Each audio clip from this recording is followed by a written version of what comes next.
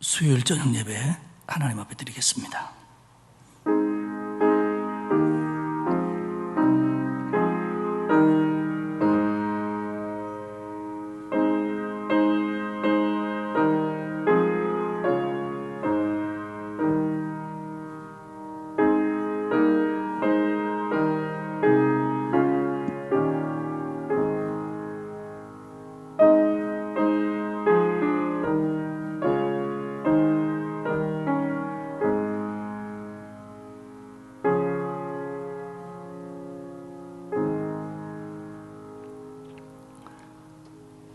우리를 구원하시고 우리를 일찍 지켜주시는 하나님의 은혜와 사랑에 감사를 드립니다.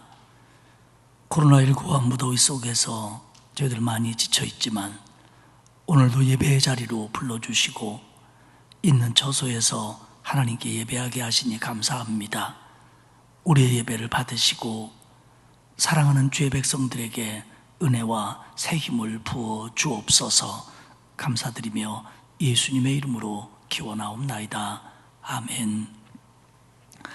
찬송가 202장 부르겠습니다. 이 찬송 부르고 김춘학 목사님 기도하시겠습니다.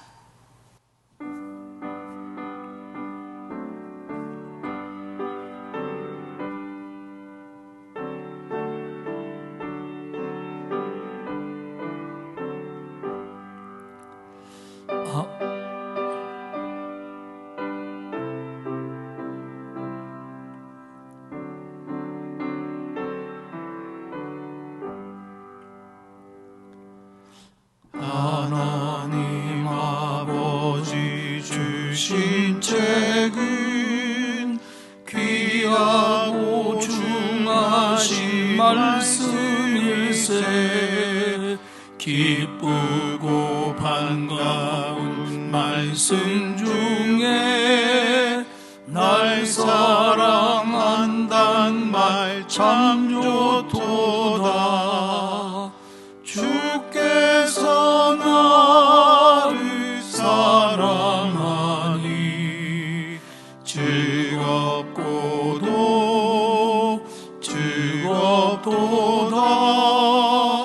주께서 나를 사랑하니 나는 참 기쁘다. 구속의 은혜를 저버리고 어긋난 딴 길로 가다가도 예수의 사랑만 생각하면 곧 다시 예수께 돌아오리. 주께서 나를 사랑하니 즐겁도다.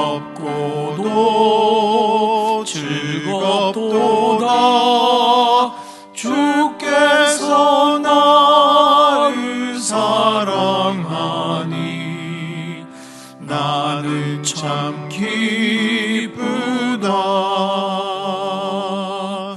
구주의 영광을 바라보며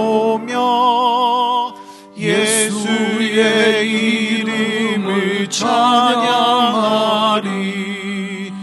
영원히 찬양할 나의 노래. 예수의 이름이 귀하도다. 주께서 나를 사랑하니 즐겁도다.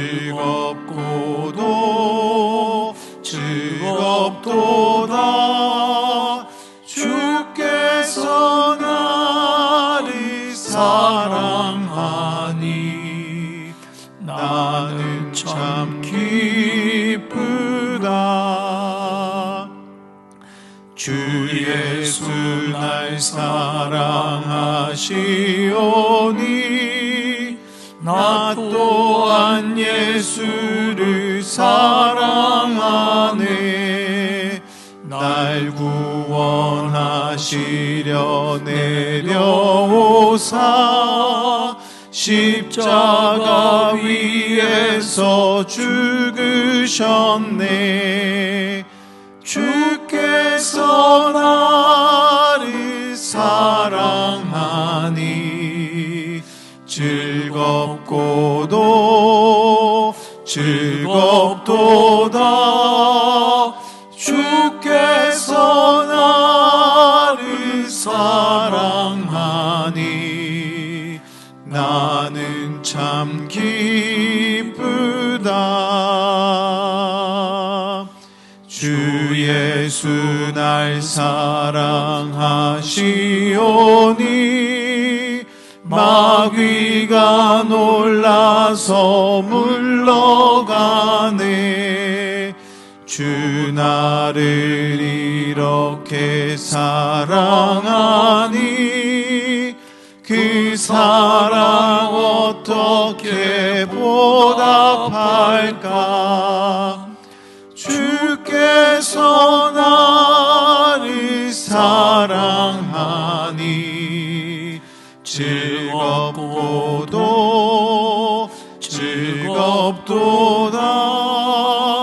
주께서 나를 사랑하니 나는 참 기쁘다. 기도드리겠습니다.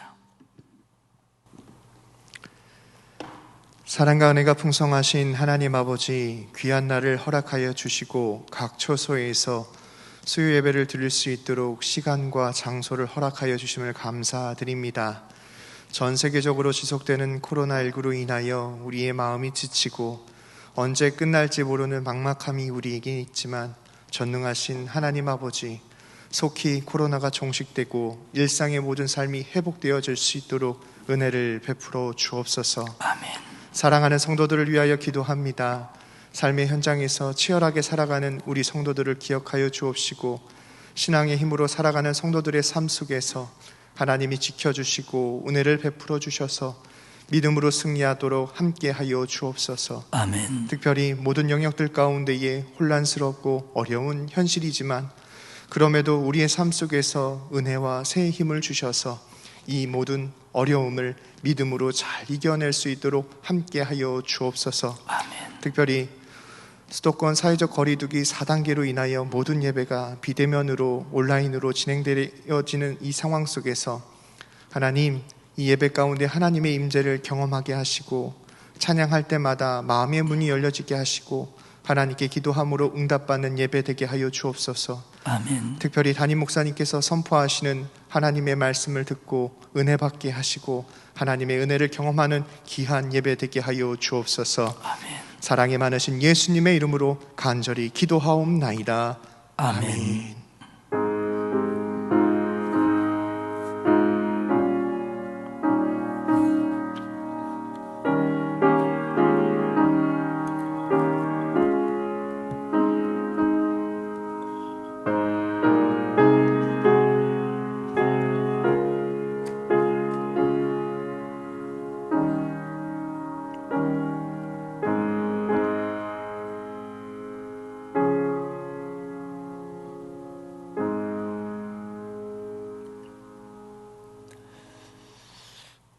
거리두기 4단계로 인해서 새벽 기도회, 수요 예배, 주일 예배 다 비대면으로 드리고 있습니다. 우리 성도들 좀 답답한 면도 있고 안타까운 마음도 많이 드시겠지만 가정에서 이 온라인 예배에 경건하게 그리고 진지하게 참여해 주시기를 바랍니다. 하나님의 말씀은 룻기 4장입니다. 제가 가지고 있는 성경으로는 구약성경 406페이지고요. 룻기 4장 1절에서 22절 마지막 절까지 한 절씩 교독하도록 하겠습니다. 룻기 4장입니다. 보아스가 성문으로 올라가서 거기 앉아 있더니 마침 보아스가 말하던 기업 물을 자가 지나가는지라. 보아스가 그에게 이르되 아무개여 이리로 와서 앉으라 하니 그가 와서 앉음에 보아스가 그 성읍 장로 10명을 청하여 이르되 당신들은 여기 앉으라 하니 그들이 앉음에 보아스가 그 기업 물을 자에게 이르되 모압 지방에서 돌아온 나오미가 우리 형제 엘리멜렉의 소유지를 팔려 함으로 내가 여기 앉은 이들과 내 백성의 장로들 앞에서 그것을 사라고 내게 말하여 알게 하려 하였노라. 만일 내가 물으려면 물으려니와 만일 내가 물으지 아니하려거든 내게 고하여 알게 하라. 내 다음은 나요 그 외에는 물을 자가 없느니라 하니 그가 이르되 내가 물으리라 하는지라. 보아스가 이르되 내가 나오미의 손에서 그 밭을 사는 날에 곧 죽은 자의 아내 모압 여인 룻에게서 사서 그 죽은 자의 기업을 그의 이름으로 세워야 할지니라 하니 그 기업 물을 자가 이르되 나는 내 기업에 손해가 있을까 하여 나를 위하여 물으지 못하노니 내가 물을 것을 내가 물으라. 나는 물으지 못하겠노라 하는지라. 옛적 이스라엘 중에는 모든 것을 물으거나 교환하는 일을 확정하기 위하여 사람이 그의 신을 벗어 그의 이웃에게 주더니 이것이 이스라엘 중에 증명하는 전례가 된지라. 이에 그 기업 물을 자가 보아스에게 이르되 내가 너를 위하여 사라 하고 그의 신을 벗는지라. 보아스가 장로들과 모든 백성에게 이르되 내가 엘리멜렉과 기럨과 말론에게 있던 모든 것을 나오미의 손에서 산 일에 너희가 오늘 증인이 되었고 또 말론의 아내 모압 여인 룻을 사서 나의 아내로 맞이하고 그 죽은 자의 기업을 그의 이름으로 세워 그의 이름이 그의 형제 중과 그곳 성문에서 끊어지지 아니하게 하매 너희가 오늘 증인이 되었느니라 하니 성문에 있는 모든 백성과 장로들이 이르되 우리가 증인이 되나니 예수께서 내 집에 들어가는 여인으로 이스라엘의 집을 세운 라헬과 레아 두 사람과 같게 하시고 네가 에브라데서 유력하고 베들레헴에서 유명하게 하시기를 원하며 여호와께서 이 젊은 여자로 말미암아 내게 상속자를 주사 내 집이 다말이 유다에게 낳아준 베레스의 집과 같게 하시기를 원하노라 하니라. 이에 보아스가 룻을 맞이하여 아내로 삼고 그에게 들어갔더니 여호와께서 그에게 임신하게 하심으로 그가 아들을 낳은지라. 여인들이 나오미에게 이르되 찬송할지로다. 여호와께서 오늘 내게 기업 물을 자가 없게 하지 아니하셨도다. 이 아이의 이름이 이스라엘 중에 유명하게 되기를 원하노라. 이는 내 생명의 회복자이며 내 노년의 봉양자라. 곧 너를 사랑하며 7 아들보다 귀한 내 며느리가 낳은 자로다 하니라. 나오미가 아기를 받아 품에 품고 그의 양육자가 되니 그의 이웃 여인들이 그에게 이름을 지어주되 나오미에게 아들이 태어났다 하여 그의 이름을 오벳이라 하였는데 그는 다윗의 아버지인 이새의 아버지였더라.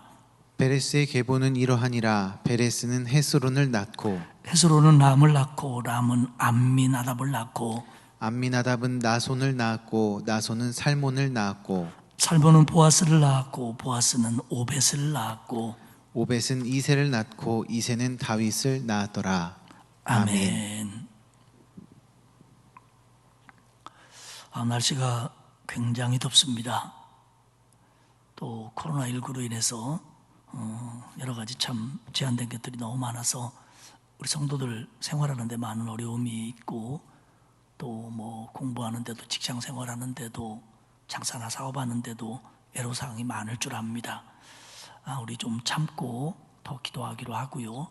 이럴 때일수록 하나님께 예배하고 기도하고 말씀을 가까이 하는 일에 게을러지지 않기를 주님의 이름으로 축복합니다.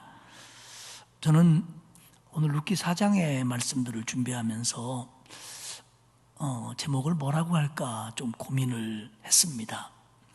제가 가지고 있는 성경책에는 이 룻기 4장의 타이틀을 이렇게 말합니다. 룻이 보아스와 결혼하다.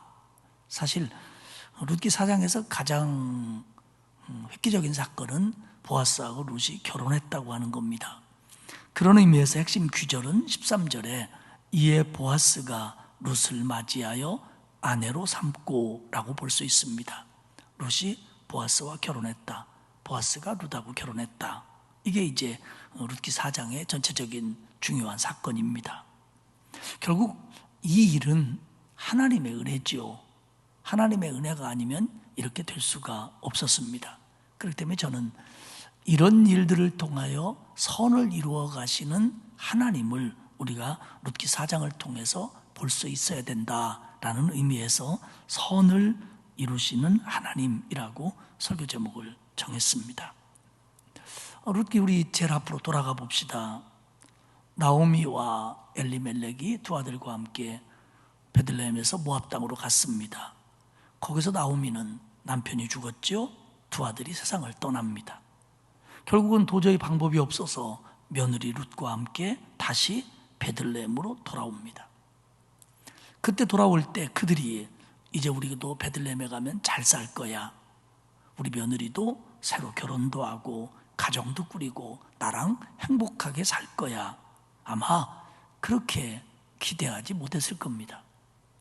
본인들은 물론이고 그것을 보는 주변 사람들도 아무도 나오미와 룻이 오늘 4장의 사건들처럼 그렇게 회복될 거라고 기대하지 못했을 겁니다. 2장을 볼까요? 베들레헴에 돌아와서 할 수 있는 일이 없었습니다. 그래서 며느리 룻은 시어머니와 자기의 그 먹고 사는 문제를 해결하기 위해서 남의 밭에 가서 떨어진 이삭을 주워다가 끼니를 해결하는 그런 일을 합니다. 과연 이들에게 희망이 있을까요? 룻기 3장에서 나오미는 얘기를 합니다. 며느리야, 룻아, 내 딸아, 너도 안식으로도 행복하게 살아야 될 것 아니냐. 그러니 그렇게 되려면 기업 물을 자만이 우리의 해결책이다. 보아스가 우리의 친족이고 기업 물을 자 중에 하나이다. 방법을 가르쳐줘서 타작마당에서 보아스와 룻은 만남을 갖습니다. 그때 룻이 말하기를 당신의 옷자락으로 당신의 옷자락을 펴서 당신의 여종을 덮으소서. 결국 당신의 날개로 나를 보호해 주십시오.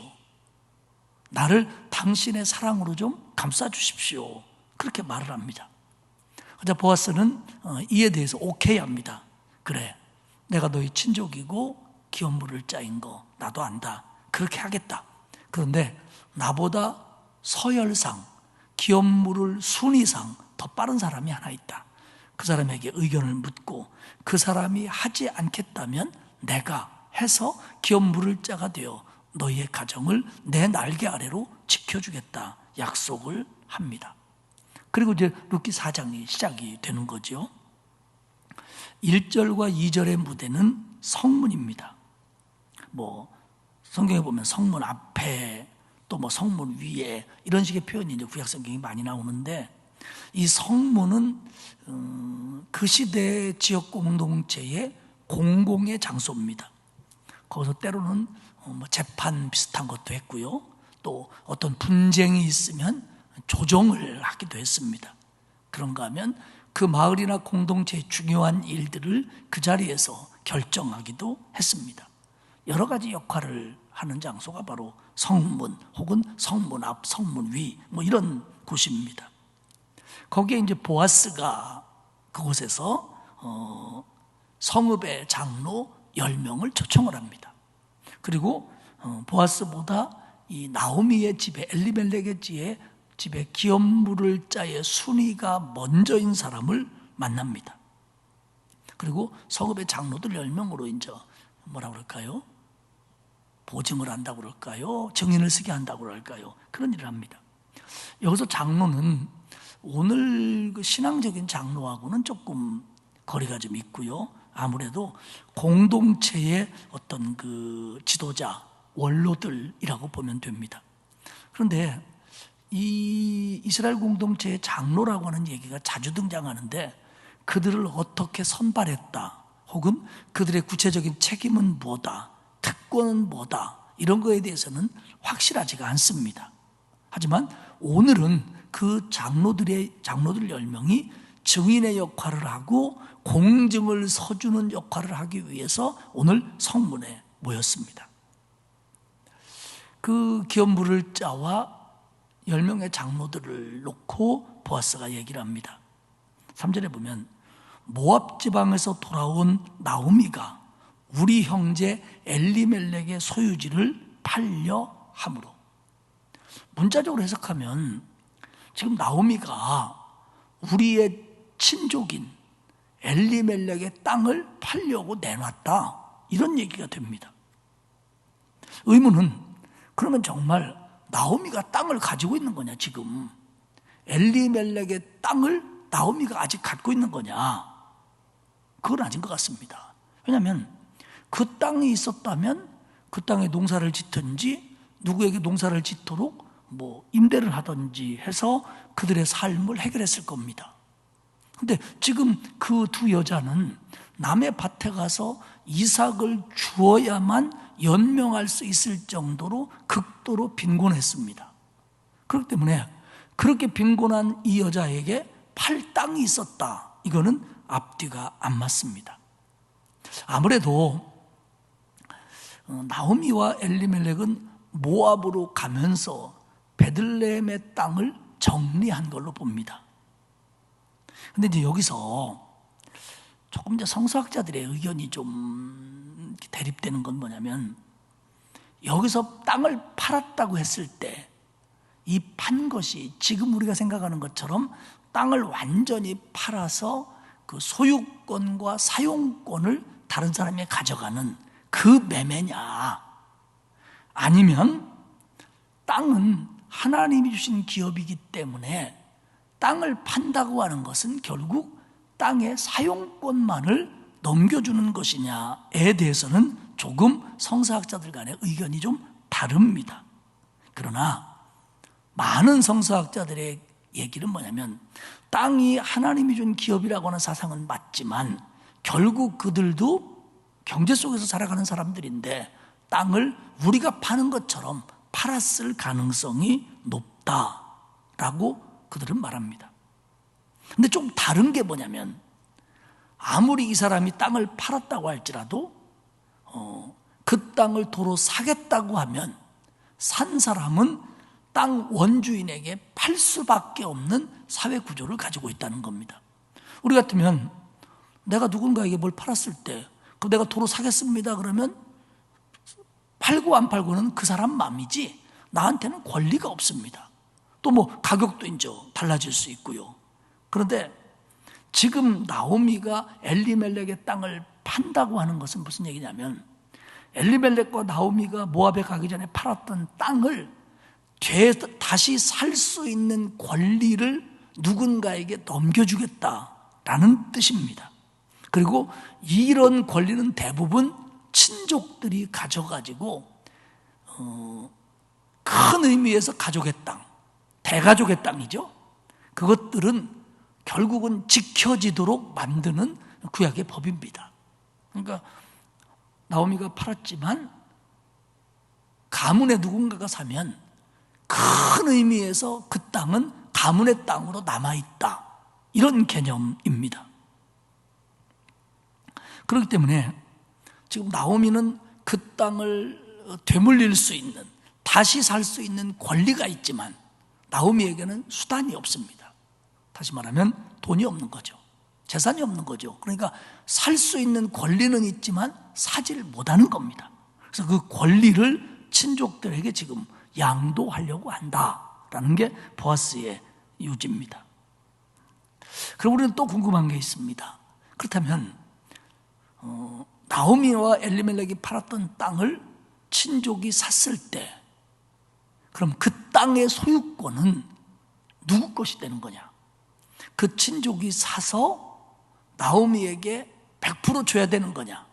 아니면 큰 의미에서 대가족 제도라고 봤을 때, 지파라고 봤을 때 그 친족이 샀다면 이제 그 친족이 관리하는 친족의 땅이 되느냐 하고 하는 이런 이제 궁금증이 생깁니다. 그런데 성경을 전체를 보고 저도 그렇고 성서학자들도 볼 때에 이게 정확하지가 좀 않습니다. 정확하지가 않습니다. 그러나 여러 가지 상황들을 놓고 볼 때 그 땅의 원주인 나오미죠. 나오미와 이 땅을 산 친족, 나중에 이제 보아스가 삽니다마는 보아스가 이것을 선의로 나오미에게 다 주면 모르지만 안 준다고 그래서 그건 우리 가족의 땅이었는데 네가 기업을 물은다고 하면서 그 땅을 우리한테 왜 안 주냐, 내놔라 라고 하는 법적인 힘은 없었던 것 같습니다.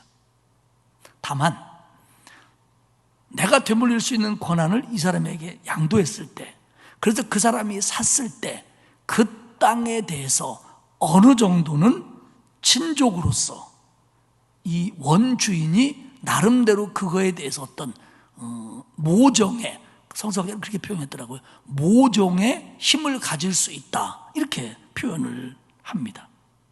그러니까 이 땅을 사준 사람이 아주 가까운 사람이라면 문제가 안 돼요. 예를 들면 그 원주인과 형제라든지, 그러면 형이라든지 동생이 그 땅을 사가지고 형수나 제수나 조카에게 줄 수 있는 거죠. 뭐 지금도 그럴 수 있지 않습니까? 그런데 이게 먼 친척일 때 과연 그 땅을 사서 예수라고 이 가족들에게 줄 수 있겠느냐, 현실적으로 그게 쉽지는 않았다고 하는 겁니다. 근데 분명한 건 이 새로운 사람이 그 땅을 샀을 때 이쪽에 그 땅 주인의 아들이 살아있다든지, 능력은 없지만 어린아들이 살아있다든지 할 때, 그럴 경우 이 땅은 나중에 상속할 때 이 아들에게도 지분이 돌아가는 건 분명했던 것 같습니다. 그런데 지금 나오미의 집에는 그 땅을 상속할 만한 남자들이 하나도 없습니다.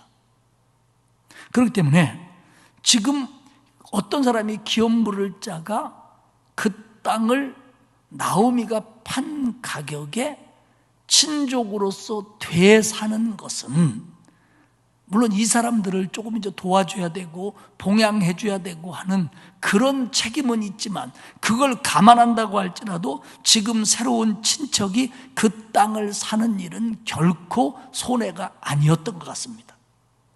그래서 이 사람은 사절에 보면 친족이 뭐라고 하면, 그래? 그거 내가 물으리다, 내가 사겠다, 내가 그 땅을 사고 그 땅으로 농사를 져서 내가 나오미와 그 식구들 뭐 먹고 사는 문제에 책임져 주겠다, 그거 할 수 있다, 이렇게 선뜻 나섭니다. 이걸로 볼 때 지금 친족이 이 땅을 사는 건 결코 큰 손해는 아닌 것 같습니다. 아니, 손해가 아닌 것 같습니다. 조금 뒤에 나오는 그 사람의 행동을 보면 그렇습니다. 엘리멜렉에는 상속자가 없습니다. 또 나오미에게 땅을 줄 의무는 없습니다. 부양과 돌봄 정도를 하면 되는 겁니다. 그리고 큰 틀에서는 대가족의 땅이 지켜지는 겁니다.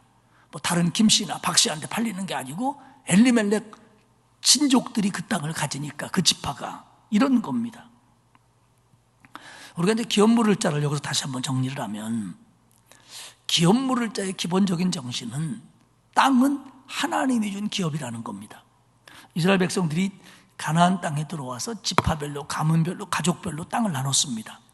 제비뽑기에 의해서 나누죠. 그것은 하나님이 그들에게 준 거예요. 그렇기 때문에 땅은 하나님이 준 우리의 기업이다라고 하는 생각이 기본적으로 가지고 있습니다. 그런데 빚을 지게 되거나 형편이 어려워지면 이 땅을 팔 수밖에 없습니다. 왜냐하면 그들도 경제생활을 하니까요. 그럴 때 그 땅을 대신 사서 그 빚을 갚고 그 땅을 되찾아야 될 사람, 이 친족이 기업물을 짭니다. 이럴 경우는 분배받은 땅을 잃었을 때나 자식이 종으로 팔렸을 때 이 친족이 그 일을 대신해 줄 수 있게 되어 있습니다. 하도록 되어 있습니다. 그러나 그것도 의무는 아닙니다. 사실 이게 기업물을 짭니다. 그러면 이거 조금 다른 의미에서 수혼이라고 불리우는 계대결혼입니다. 계대결혼은 뭐냐면, 우리가 아는 대로 형이 결혼했는데 자식 없이 죽으면 동생이 형수하고 결혼해서 자식을 낳아서 형의 계보를 입게 하는 것, 이겁니다. 이거는, 수혼은 죽은 자를 위해서 자식을 낳는 겁니다. 그리고 그 혼자 된 여인의 어떤 보처와 안식처를 제공하는 겁니다. 그리고 가족 재산이 다른 데로 나가는 것을 막아주는 겁니다. 이런 거예요. 형이 땅이 있었어요. 형수하고 결혼했어요. 형이 죽었어요. 자식이 없어요. 그럼 이 땅의 소유권은 일단 형수 겁니다. 그러면 형수가 다른 가문의 남자하고 결혼하면 이 땅을 가져갈 수 있는 거예요. 그러면 이 가족들의 입장에서는 자기들 땅이 다른 가문의 땅이 되는 겁니다. 그렇기 때문에 이 땅을 지키기 위해서라도 형수하고 동생이 결혼해서 상속자를 낳는 거예요. 그러면 이 상속자가 있는 한 이 여인은 이 땅을 가지고 어디로 갈 수가 없습니다. 그러니까 그 형수를 보호한다는 측면도 있고 대를 잇는다는 측면도 있지만 한편으로 보면 가족의 땅을, 가문의 땅을 지키겠다고 하는 그런 의도도 사실은 이 계대결혼 수원 속에는 들어있다는 겁니다. 그리고 이런 것들이 조금 그 유대 사회 속에서 복합적으로 복잡하게 작용을 했던 것도 사실이었다는 게 성서학자들의 생각입니다. 보아스의 계산하고 달라요? 이 아무개라고 하는 친족이 자기가 사겠다는 거예요. 기업을 물고 나오미의 삶을 자기가 좀 책임지고 살겠다는 겁니다. 그러다 보아스가 또 얘기합니다. 5절에 보면, 그런데 당신이 알아야 될 게 하나 있다. 그건 뭐냐면 당신이 나오미의 손에서 그 밭을 사는 경우에는 그것뿐만 아니라 죽은 자의 아내 곧 모압 여인 룻에게서도 사는 경우가 되는 거다. 그래서 그 죽은 자의 기업에 그의 이름을 세워야 할 거다. 잘 생각해라. 나오미의 기업만 물을 자가 되는 게 아니라 룻의 고엘도 되어야 된다. 룻의 기업 물을 자도 되어야 된다. 어쩌면 이 아무개라고 하는 이 친족은 나오미네 집 사정을 속속들이 알지는 못했을 수도 있어요. 그리고 또 하나는 안다고 할지라도 이 룻까지 책임져야 되는 것까지는 미처 생각하지 못할 수도 있었습니다. 왜냐하면 이 기업을 물었다고 그래서요, 그 룻까지 책임져야 되는 것이 의무는 아니었던 것 같습니다. 그런데 그 사람의 입장에서는 나오미의 기업 물을 자가 되는 건 경제적으로 이익이 되니까 한다 그러고, 룻까지 책임지는 것은 경제적으로 불리하니까 못한다고 하면 그들의 가문이나 지역사회 속에서의 자기의 어떤 위치나 이런 것들이 있기 때문에 그런 리스크까지 자기가 감당을 하고 그 땅을 내가 물을 수는 없다라고 생각했던 것 같습니다. 왜냐하면 이 룻이요, 꼭 기업 물을 자하고만 결혼해야 되느냐? 그건 아닙니다. 룻이 보아스에게 왔을 때 보아스가 뭐라 하겠냐면, 젊은 남자도 많은데 네가 가문을 위해서 이렇게 한다는 것이 참 너 착하다. 하나님이 너에게 복을 주실 거다. 그렇게 얘기한 걸 볼 때 사실은 룻이 이들 가문이 아닌 다른 남자와도 결혼할 수 있는 권리가 있었어요. 그렇기 때문에 지금 기업을 물으겠다고 나섰던 이 사람이 나오미의 문제만 해결하면 되지 룻의 문제까지는 사실은 의무는 아니었던 것 같습니다. 근데 보아스는 그것까지 해야 된다라고 이야기를 합니다. 그러니까 6절에서 친족은 태도를 바꿉니다. 나는 내 기업에 손해가 있을게 하여 나를 위하여 물으지 못하노니 내가 물을 것을 보아스 당신이 물으시오. 나는 그 땅을 물으지 못할 것 같습니다. 이렇게 얘기합니다. 분명한 것은 나오미에게 기업 물을 자가 된다고 하는 것은 룻까지 책임져야 돼야 된다. 그것에 대해서 의무는 아니었을지라도 그렇게 하는 것이 타당할 것 같다라고 상대방도 받아들였고, 그러나 그러기 때문에 나는 안 하겠다는 겁니다. 게리 필립스라고 하는 신학자는 뭐라고 얘기하냐면, 지금 만약 이 사람이 나오미의 땅을 물어주면 그 땅을 나오미에게 주는 건 아니지만 나오미를 책임져야 되고, 그리고 보아스의 말처럼 룻도 책임져서 룻하고 결혼한다고 하면 거기서 자식이 나면 지금 이 땅은 룻과 새로 결혼한 사람의 땅이 되고 지금 가지고 있는 닭이 땅도 거기에 합쳐지는 게 되고 새로 난 자식과 자기 자식들이 이 땅을 상속해야 된다고 하는 굉장한 복잡한 문제가 이 집에 생긴다는 거예요. 물론 보아스도 똑같지만 보아스는 그걸 감당하겠다는 거죠. 그런데 이 사람은 그렇게는 못하겠다는 겁니다. 지금 우리 경제적인 거나 가족 구조나 이런 걸 볼 때 나는 그렇게까지는 못하겠다. 그러면 보아스 당신이 하시오. 그러면서 그 우선순위를 넘깁니다. 7절과 8절에 보면 이 부분에 대해서 이제 장로들이 공증을 하는 겁니다. 그 당시에 유대인의 풍습으로는 이런 것들을 넘겨줄 때 신을 벗어서 표시를 했다고 합니다. 그래서 그 사람이 신을 벗어서 표시를 합니다. 그런데 9절과 10절에서는 보아스가 장로들과 또 그러는 사이에 사람들이 좀 몰려드는 것 같아요. 그래서 백성들에게 이렇게 얘기합니다. 내가 엘리멜렉과 기럨과 말론에게 있던 모든 것을 나오미의 손에서 산 일에 너희가 오늘 증인이 되었고, 또 말론의 아내 모압 여인 롯을 사서 나의 아내로 맞이하고 그 죽은 자의 기업을 그의 이름으로 세워 그의 이름이 그의 형제 중과 그곳 성문에서 끊어지지 아니하게 하매 너희가 오늘 증인이 되었느니라. 말은 이렇게 하죠. 내가 엘리멜렉과 기럨과 말론에게 있던 모든 것을 나오미의 손에서 산 것이 샀고 너희가 증인이다. 근데 지금 그 땅을 산 건 아닙니다. 그리고 이거는 나오미하고 계약해서 될 문제가 아니에요. 나오미로부터 땅 산 사람하고의 문제지요. 역시 마찬가지로 무슨 얘기냐면 나오미의 땅을 내가 물을 수 있는 권리를 나오미에게 받았다. 그 얘기입니다. 그 얘기입니다. 그리고 내가 룻과 결혼해서 말론의 기업을 잇도록 하겠다 얘기합니다. 여기서 우리는 우연히 한 가지 사실을 알게 됩니다. 바로 룻이 말론의 아내라는 거예요. 기럨과 말론이 있는데 말론의 아내입니다. 근데 1장에 보면요, 두 아들의 이름이 2절과 5절에 나오는데 뭐라고 나오냐면 말론과 기럨 그렇게 나옵니다. 말론과 기럨. 그리고 모압에서 얻은 아내는 오르바와 룻 이렇게 나옵니다. 그러니까 순서대로 짝이라면 서로 짝이 안 맞아요. 그러면 엘리멜렉에게 두 아들이 있는데 말론과 기럨이다. 그러면 먼저 한 사람이 형이냐? 그러면 나오미가 룻이 오르바보다 언니냐? 형님이냐? 그것도 정확하지 않아요. 왜냐하면 4장 9절에 보면 이름이 기럨부터 또 먼저 나옵니다. 기럨과 말론에게서 내가 이 모든 것들을 나오미의 손으로부터 권리를 양도받았다 이렇게 얘기합니다. 그렇기 때문에 분명한 건 룻이 말론의 아내라는 겁니다. 말론의 아내. 이건 분명히 확실해요.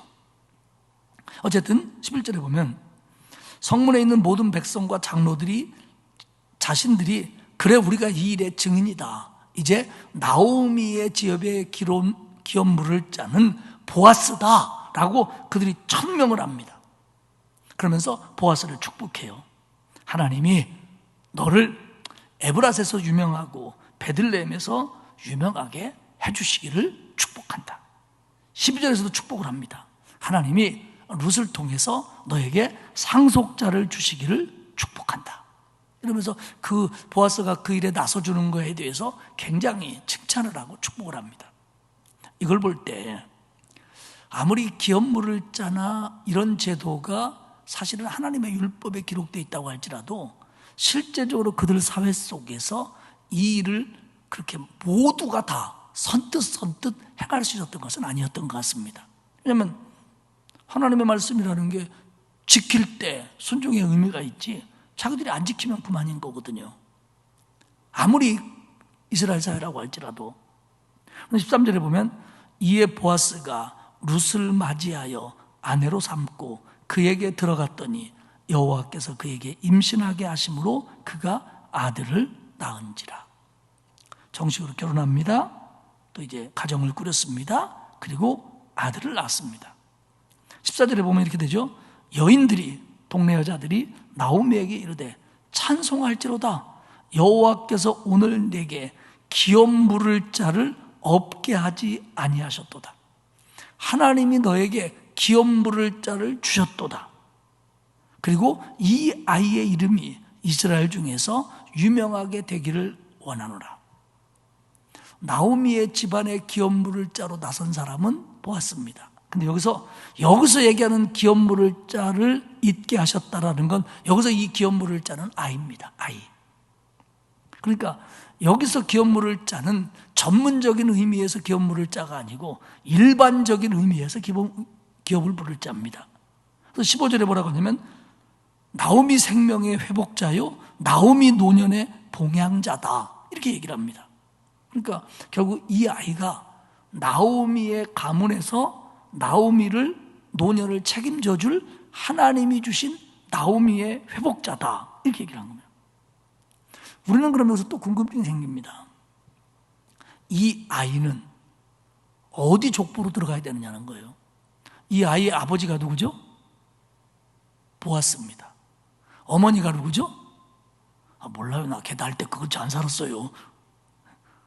룻이죠. 그러면 보아스와 룻 사이에서 태어났는데 보아스가 기업 물을 자로서 룻과 결혼한 겁니다.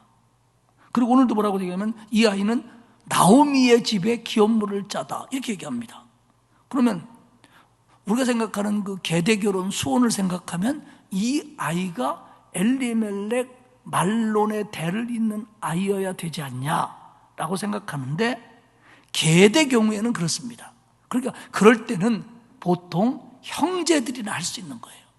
남이 기업물을 짜가 됐다 해서 자식 나가지고 그 집에다가 뭐 양자처럼 준다든지 뭐 호적을 거기로 올린다든지 이런 식에는 아니었던 것 같습니다.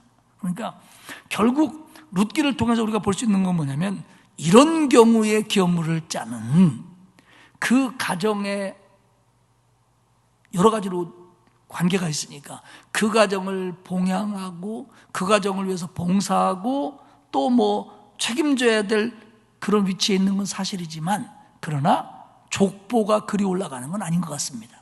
아닙니다, 분명히. 왜냐하면 17절에 이 아이의 이름이 오벳이고 21절에 보면 보아스가 오벳을 낳았고 오벳은 이새를 낳았고 이새는 다윗을 낳았다. 그래가지고 결국 오벳, 보아스와 룻 사이에서 태어난 아이는 엘리멜렉과 말론의 가문을 잇는 아이가 아니라 보아스의 가문을 잇는 아이로서 분명히 성경에 기록이 됩니다. 그렇기 때문에 우리는 사실 이 뭐 계대결혼이라든지 기업물을 짜라든지 이런 거에 대한 그 풍습이 우리나라에는 거의 없기 때문에 이걸 이해하는데 참 어렵고 이것도 무슨 뭐 법조항처럼 뭐 1조는 뭐 2조는 뭐 3조는 뭐 이렇게 돼 있는 게 아니라 그들의 상황에 따라 조금 탄력성 있게 적용됐던 것 같아요. 그러다 보니까 룻기를 정리하면서 이 부분이 많이 헷갈릴 수 있습니다. 저도 이 부분을 정리하기 위해서 오늘도 그렇고 이번 주간에 책을 굉장히 여러 권을 봤어요. 그리고 경우에 따라서는 신학자마다 주장하는 게 조금씩 다르기도 하고요. 그런데 지금 제가 말씀드리는 것이 보편적이고 일반적이고 종합적인 해석입니다. 그러면 결국 우리는 여기서 중요한 게 뭐냐면 걔가 보아스네 집에 호적이 올렸냐 아니면 걔가 무슨 엘리멜렉의 손주로 등록이 됐느냐가 아니고 하나님은 나오미와 룻의 집안을 어떻게 인도하셨느냐 이게 우리의 핵심입니다. 사실은 뭐 거기서 태어난 애가 네 집 애기인들 우리하고는 뭐 큰 관계는 없거든요. 관계는 사실 있죠. 다윗의 자손이 되니까 다윗의 조상이 되니까 결국 하나님은 뭐냐면 은혜의 하나님이라는 거예요. 정말 섭리하시는 하나님이고 그 섭리의 결과는 선을 이루도록 인도하신 하나님이라는 거예요. 그러니까 백성들의 어떤 불안과 두려움과 핍절에서부터 평안과 만족으로 이끌어가기를 원하시는 것이 하나님의 마음이셔요. 그게 하나님의 은혜입니다. 다시 말씀드리지만 나오미가 빈손으로 돌아왔을 때 아무도 그가 이렇게 회복될 줄 몰랐을 겁니다. 그런데 하나님이 그를 회복시킵니다. 생활을 회복시키시죠. 그래서 궁핍에서 벗어나게 하셔요. 그리고 며느리가 잘 되는 복을 주셔요. 어쨌든 손주까지 얻는 복을 주시고 그 손주가 나오미의 기름물을 자가 되어서 나오미를 회복시키고 봉양하는 역할까지 감당하는 손주가 되게 합니다. 족보에 어느 집에 있든지 간에. 또 룻의 입장에서 보면 남편이 죽었지만 이방 땅인 베들레헴에, 룻의 입장에서는 이방 땅이죠. 베들레헴에 와가지고 거기서 좋은 남자 만나고 자식까지 얻는 룻의 입장에서는 그런 축복을 누려요. 나오미는 정말 자기가 딸같이 여겼던 며느리가 새로운 행복을 찾고 다시 잃어버린 풍요를 얻고 그리고 손주까지 얻는 그런 행복을 누려요. 보아스의 입장에서는 좋은 일하고 좋은 여인 만나고 친척집 살리고 그리고 다윗의 조상이 됩니다. 결국 이게 한 집안의 얘기 같지만 결국 이 일은 이스라엘이라고 하는 나라에 큰 유익을 주는 일로 연결이 됩니다. 다윗 왕이 이 가문에서 태어나니까요. 사랑하는 여러분, 하나님은요 우리를 사랑하십니다. 그리고 그 우리 속에는 분명히 내가 들어있어요. 하나님은 나를 사랑하십니다. 그래서 나 개인을 통하여 선을 이루려고 하나님은 나를 인도하십니다. 이 일을 통해서 우리 가문이 복되어질 수 있고요, 내가 속해 있는 직장이나 교회에도 많은 유익을 줄 수 있습니다. 그리고 그런 것들을 통해서 더 큰 공동체가 축복을 받을 수 있습니다. 우리가 볼 때 정말 한 사람의 그 신실하고 정말 괜찮고 정말 하나님의 헌신했던 그 한 사람 때문에 교회가, 지역이, 나라가 살아나는 경우가 허다하지 않습니까? 이게 하나님의 섭리예요. 나오미는 모압에서 다 망한 것만 생각했지만 베들레헴에 와가지고 하나님이 회복시켜가는 이 손길, 그리고 거기서 이스라엘을 다스릴 자가 나오고 거기서 우리를 구원하실 예수 그리스도가 육체적으로는 오게 하는 이런 역사까지 이루어지는 섭리를 하나님은 계획하고 있다는 거예요. 우리가 자식을 낳고 손주를 낳고 또 나도 누군가의 자식이고 손주이고, 그래서 그 아이 하나를 참 기도하면서 믿음으로 잘 길렀을 때 그 아이를 통해서 이루어지는 하나님의 섭리들, 축복들, 우리는 이걸 볼 수 있어야 돼요. 자식뿐입니까? 내가 주일학교에서 가르치는 아이 하나, 또 내가 전도한 한 사람, 또 나를 통해서 하나님이 선하게 이끌어 가시려고 하는 큰 그림을 볼 수 있어야 하고, 내가 대단한 존재가 아니더라도 하나님이 그리시는 선이라고 하는 굉장히 큰 그림 속에서 내가 한 부분을 차지하는 사람이다 라는 자부심도 가지고 기대감도 가지고 그리고 감사함도 가지고 살아야 된다라는 걸 보여주는 것이 사실 룻기입니다. 아이고 룻기는 시집도 잘 갔대, 룻은 보아스는 젊은 여자 만났대. 이게 핵심이 아니에요. 핵심이 아니고 하나님은 많은 어려움들 속에 살아가는 사람들 인생 틈에 개입하셔서 거기서 하나님이 원하시고 그들에게도 유익한 선을 이루어 가시는 하나님이다, 합력하여 선을 이루게 하시는 하나님이다 라는 것을 오늘 룻기는 보여주고 있습니다.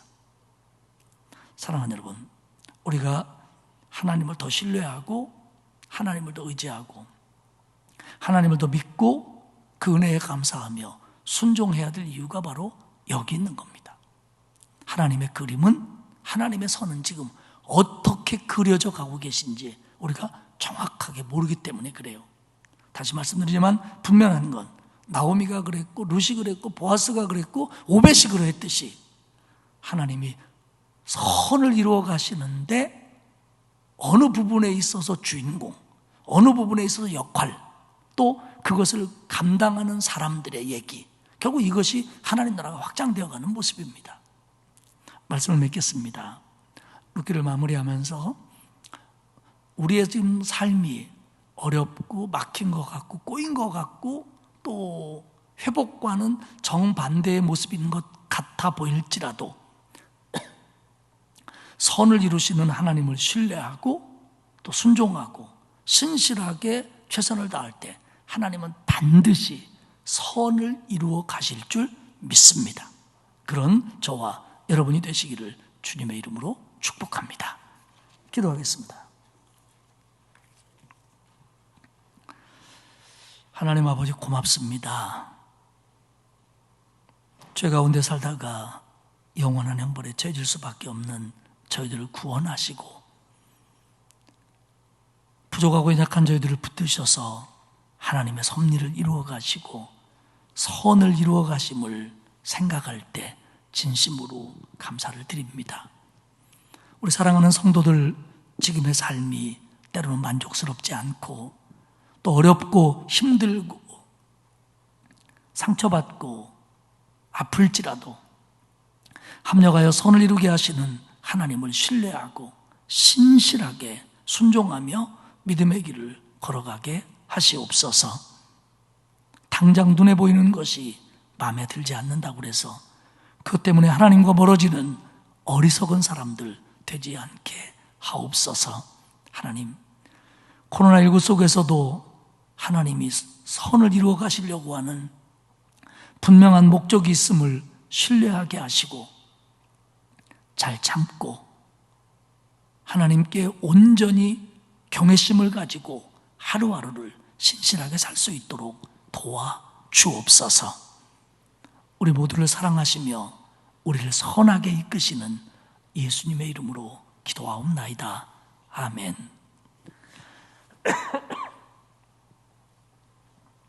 (380장) 찬송하겠습니다.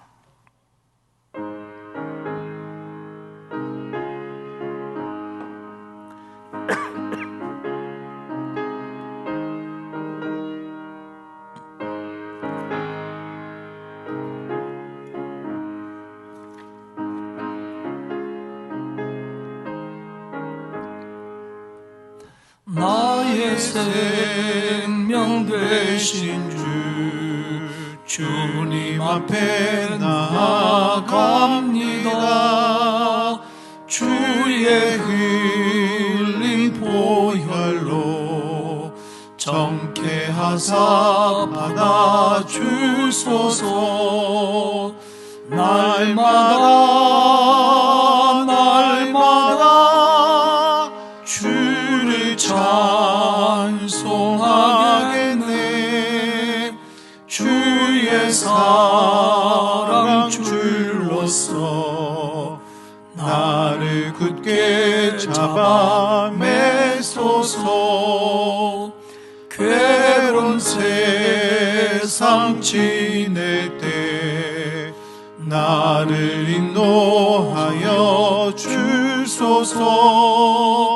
주를 믿고 나가면 나의 길을 잃지 않겠네.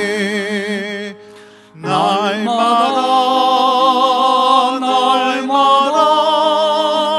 주를 찬송하겠네. 주의 사랑 줄로서 나를 굳게 잡아 매소서. 세상 살아갈 때에 주를 더욱 사랑합니다. 밝고 빛난 천국에 나의 영혼 들어가겠네. 날마다 주를 찬송하겠네. 주의 사랑 줄로서 나를 굳게 잡아 매소서.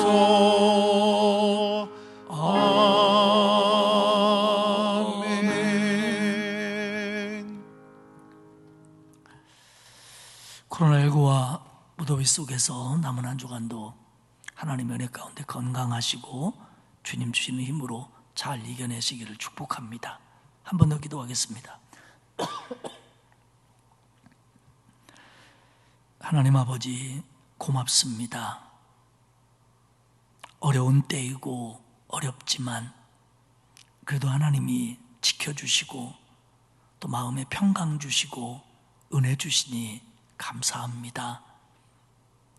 눈에 보이는 작은 것 때문에 너무 실망하지 말게 하시고 하나님의 큰 그림을, 그 역사를 바라보게 하시고 나를 통하여 하나님의 섭리를 이루시며 내 삶 속에서 선을 이루게 하시는 하나님의 은총을 믿게 하여 주옵소서.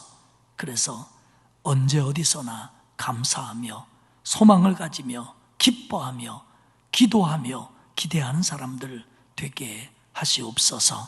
하나님, 코로나19 속에서 우리 성도들 지켜주시옵소서. 전목이 어린 아이들, 또 어린이집, 또 학교 다니는 아이들, 직장생활, 가정생활, 또 사업하고 애쓰는 성도들, 또 연로하신 어른들, 하나님 눈동자와 같이 지켜주시고 하나님이 방패되어 주시며 때로는 피할 길을 열어주시어서 코로나19로부터 어려움 당하지 않게 하시고 가정이 화목하며 손대어하는 일에 복이 있도록 하나님 책임져 주옵소서. 날씨가 너무 더운데 우리 성도들 강건하도록 하나님 지켜 주옵소서. 코로나19로 인해서 온라인 예배가 계속되지만 이 예배를 통해서 주시는 하나님의 은혜와 그 음성 듣는 일에 최선을 다하게 하시고 또 예배에 성실하게 동참하는 우리가 되게 하시옵소서. 한 주간 지켜주실 줄 믿고 예수님의 이름으로 기도하옵나이다. 아멘. 하늘에 계신 우리 아버지, 아버지의 이름을 거룩하게 하시며 아버지의 나라가 오게 하시며 아버지의 뜻이 하늘에서와 같이 땅에서도 이루어지게 하소서. 오늘 우리에게 일용할 양식을 주시고 우리가 우리에게 잘못한 사람을 용서하여 준 것 같이 우리 죄를 용서하여 주시고 우리를 시험에 빠지지 않게 하시고 악에서 구하소서. 나라와 권능과 영광이 영원히 아버지의 것입니다. 아멘.